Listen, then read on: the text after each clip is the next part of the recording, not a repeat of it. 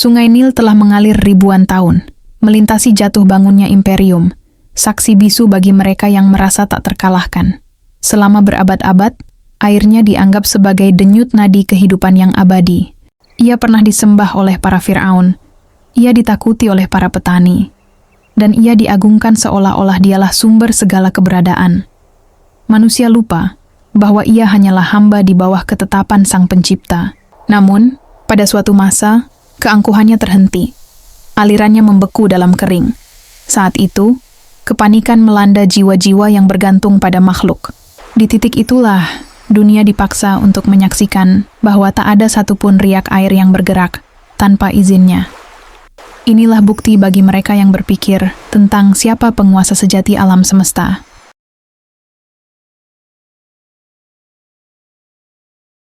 Di jantung gurun yang gersang, mengalir sebuah urat nadi yang telah menantang waktu selama ribuan tahun. Sungai Nil. Bagi bangsa Mesir kuno, ia bukan sekadar aliran air, melainkan garis tipis yang memisahkan antara keberlangsungan hidup dan kepunahan. Selama berabad-abad, peradaban besar dibangun di atas lumpur hitam yang ia bawa.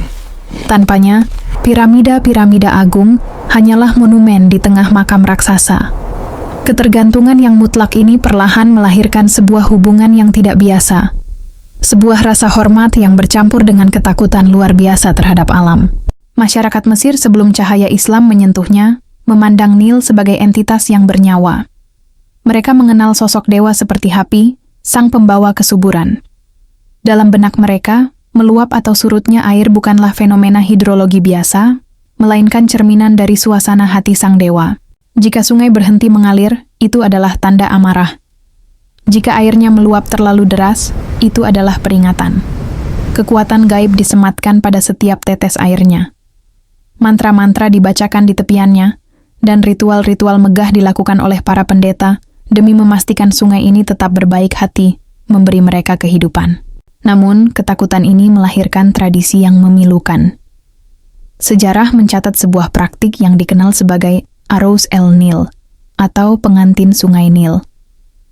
Sebuah keyakinan bahwa Nil adalah pria yang menuntut haknya setiap tahun. Menurut riwayat sejarah kuno, ketika sungai itu enggan mengalir, masyarakat akan memilih seorang gadis tercantik.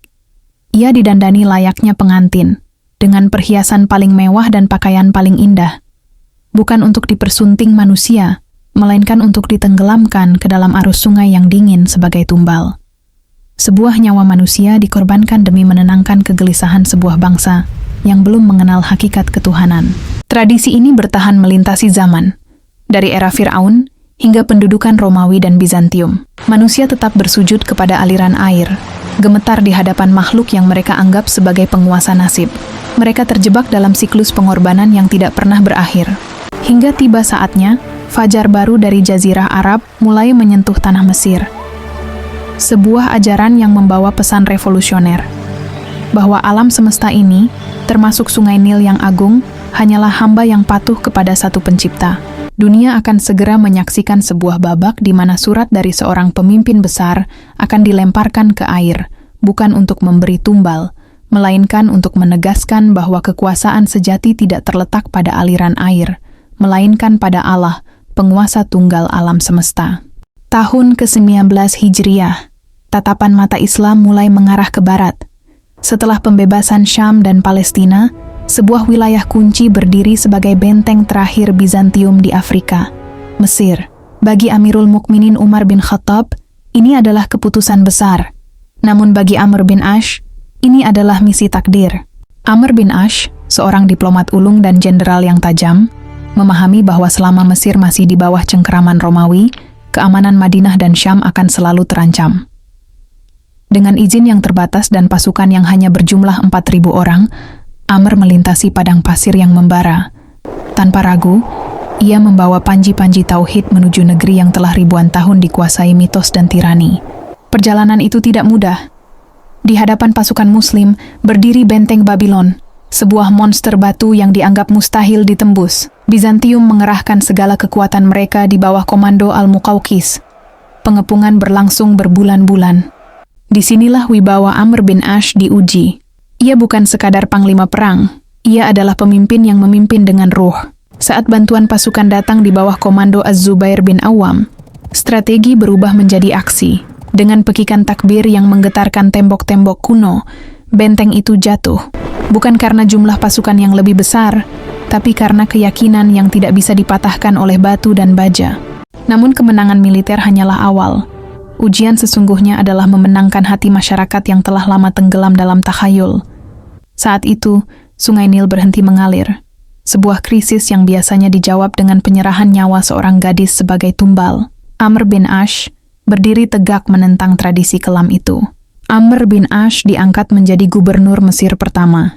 Di bawah kepemimpinannya, Mesir tidak diperlakukan sebagai tanah jajahan, melainkan sebagai bagian dari keluarga besar umat manusia. Gereja-gereja dilindungi, pajak yang mencekik dari era Romawi dihapuskan, dan keadilan ditegakkan tanpa memandang agama.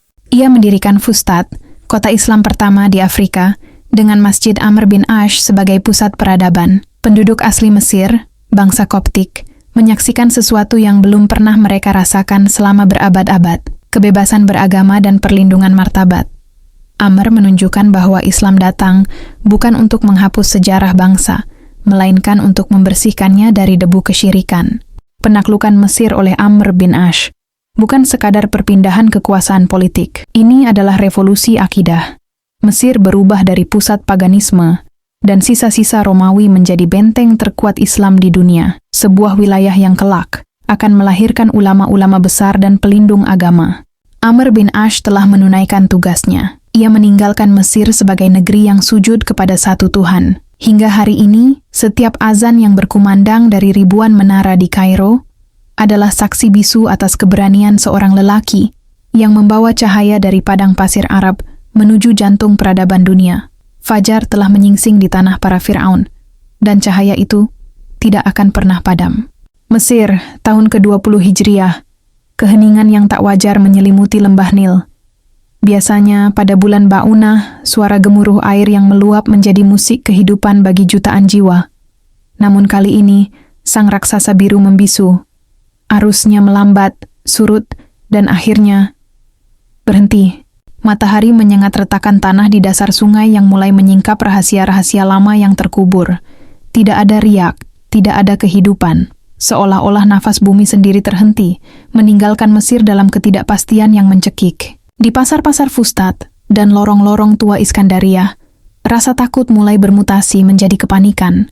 Gandum mulai langka, ternak mati kehausan. Dalam kegelapan malam, bisikan-bisikan lama yang seharusnya sudah terkubur mulai bangkit kembali. Rakyat mulai bertanya-tanya, apakah mereka telah membuat alam murka? Apakah Tuhan yang baru mereka sembah telah meninggalkan mereka? Dalam keputusasaan, manusia cenderung kembali ke bayang-bayang masa lalu yang kelam. Ketakutan akan kelaparan perlahan-lahan mengikis logika, menyisakan naluri purba untuk bertahan hidup dengan cara apapun. Sekelompok orang mulai berkumpul di depan kediaman sang gubernur, Amr bin Ash. Wajah-wajah mereka pucat, mata mereka memancarkan keputusasaan yang berbahaya.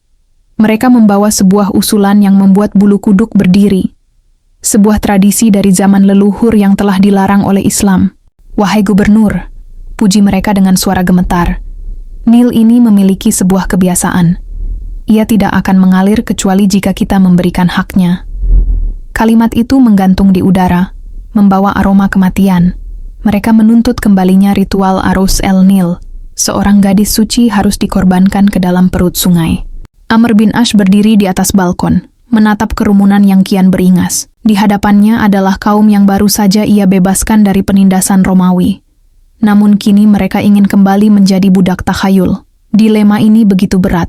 Jika ia menolak dan Nil tetap kering, pemberontakan akan pecah. Namun jika ia setuju, ia telah mengkhianati misi suci yang dibawanya dari Madinah. Udara terasa dingin meski matahari terik. Mitos kuno tentang sungai yang menuntut nyawa kini bertarung langsung dengan prinsip tauhid yang menyatakan bahwa hanya Tuhan yang berkuasa atas alam. Jawaban Amr tegas dan tanpa ragu. Ini tidak akan terjadi dalam Islam. Islam menghancurkan apa yang ada sebelumnya. Namun, jawaban itu tidak cukup untuk perut yang lapar dan jiwa yang ketakutan. Rakyat memberikan tenggat waktu. Jika dalam beberapa hari Nil tetap membisu, mereka akan bertindak sendiri. Amr kemudian menulis surat ke Madinah kepada Khalifah Umar bin Khattab. Ia menceritakan bagaimana takhayul lama kembali menghantui Mesir. Bagaimana nyawa seorang manusia berada di ujung tanduk demi sebuah sungai yang dianggap dewa. Mesir berada di titik nadir, menanti jawaban dari kejauhan padang pasir Arabia. Dari kejauhan pasir-pasir Mesir, sebuah kabar duka merayap masuk ke kota Madinah. Amr bin Ash, sang panglima, mengirimkan berita tentang kebuntuan yang mencekam. Sungai Nil, urat nadi peradaban kuno, telah berhenti mengalir. Namun bukan sekadar kekeringan yang mengusik hati Khalifah Umar bin Khattab, melainkan laporan bahwa rakyat Mesir mulai goyah imannya, ingin kembali bersujud pada air dan mempersembahkan nyawa manusia sebagai sesaji. Takhayul kuno sedang mencoba mencuri kembali jiwa-jiwa yang baru saja dibebaskan oleh Islam. Umar bin Khattab, sang Al-Faruq, berdiri di Masjid Nabawi. Ia adalah pemimpin yang kakinya berpijak di bumi, namun jiwanya terikat kuat pada langit. Baginya, tidak ada satupun makhluk di alam semesta ini yang memiliki kekuatan mandiri, termasuk sungai yang paling agung sekalipun. Ketegasan Umar bukan muncul dari keangkuhan kekuasaan, melainkan dari kemurnian tauhid. Baginya, tunduk pada selain Allah adalah sebuah kehinaan. Di tangannya, selembar perkamen siap menjadi saksi bagaimana seorang hamba Allah memerintah alam semesta melalui doa dan keyakinan. Umar mulai menulis. Setiap goresan tintanya adalah deklarasi perang terhadap kemusyrikan. Ia tidak menulis instruksi militer, tidak pula strategi ekonomi untuk mengatasi kelaparan. Ia menulis sebuah surat yang belum pernah ada presidennya dalam sejarah manusia. Surat itu tidak ditujukan kepada Amr bin Ash, bukan pula kepada penduduk Mesir. Surat itu ditujukan langsung kepada Sungai Nil. Inilah keberanian seorang pemimpin yang memahami bahwa alam adalah tentara Allah yang tunduk pada perintahnya, dan seorang mukmin memiliki hak untuk berbicara pada alam atas nama Sang Pencipta. Isi surat itu singkat, namun setiap katanya adalah dentuman tauhid yang meruntuhkan gunung kesombongan. Umar menulis, dari hamba Allah, Umar, Amirul Mukminin, untuk Nil penduduk Mesir. Amma ba'du. Jika engkau mengalir karena kemauanmu sendiri, maka janganlah engkau mengalir. Kami tidak butuh padamu. Namun, jika engkau mengalir karena diperintah oleh Allah yang Maha Esa lagi Maha Perkasa, maka kami memohon kepada Allah agar mengalirkanmu. Surat itu tiba di Mesir. Amr bin Ash menerimanya dengan penuh takzim. Di tengah tatapan ragu ribuan penduduk yang masih memegang obor ritual lama, Amr berjalan menuju tepian sungai yang kering kerontang. Tidak ada gadis cantik. Tidak ada emas, tidak ada darah, hanya selembar kertas kecil. Atas perintah Umar, Amr melemparkan surat itu ke dasar sungai yang telah berubah menjadi debu. Rakyat terdiam. Langit Mesir yang sunyi menjadi saksi atas sebuah pertaruhan antara takhayul ribuan tahun dengan iman yang baru seumur jagung. Tepat sebelum fajar menyingsing, di saat langit mulai berubah warna menjadi ungu keemasan, sebuah suara terdengar dari kejauhan. Bukan suara teriakan manusia, bukan pula suara angin. Itu adalah suara gemuruh yang sudah lama dirindukan. Suara air yang menghantam batu-batu kering. Mula-mula hanya berupa aliran tipis yang merayap di atas lumpur. Namun dalam sekejap, ia berubah menjadi gelombang raksasa yang perkasa. Sungai Nil tidak sekadar mengalir. Ia meluap dengan energi yang luar biasa. 16 hasta air naik hanya dalam satu malam, membawa kembali aroma kehidupan ke tanah yang hampir mati. Melihat air yang membuncah tanpa tumbal, tanpa pengorbanan gadis cantik, dan tanpa mantra-mantra kuno, air mata mulai membasahi pipi penduduk Mesir. Mereka melihat dengan mata kepala sendiri bahwa air yang selama ini mereka sembah hanyalah hamba yang patuh. Di detik itu, bukan hanya air yang mengalir, tapi juga hidayah yang meresap ke dalam sanubari. Kepercayaan syirik yang telah membelenggu Mesir selama ribuan tahun runtuh seketika, lebih hancur dari debu. Mereka menyadari bahwa selama ini mereka bersujud pada ciptaan, sementara Sang Pencipta hanya menunggu mereka untuk memohon kepadanya. Umar bin Khattab tidak sedang menantang alam. Ia tidak sedang memamerkan kekuasaan politiknya di tanah Mesir. Sebaliknya, ia sedang mengingatkan manusia bahwa setiap tetes air, setiap embusan angin, dan setiap jengkal alam semesta ini tunduk sepenuhnya kepada Allah. Kisah ini adalah pengingat abadi bagi kita semua, bahwa tauhid bukan sekadar kata, melainkan kekuatan yang selalu mampu mengalahkan ketakutan terdalam manusia. Sebab, ketika kita berhenti bersujud pada makhluk, kita akan menemukan kemerdekaan yang sejati. Hanya kepada Allah lah segala urusan akan kembali.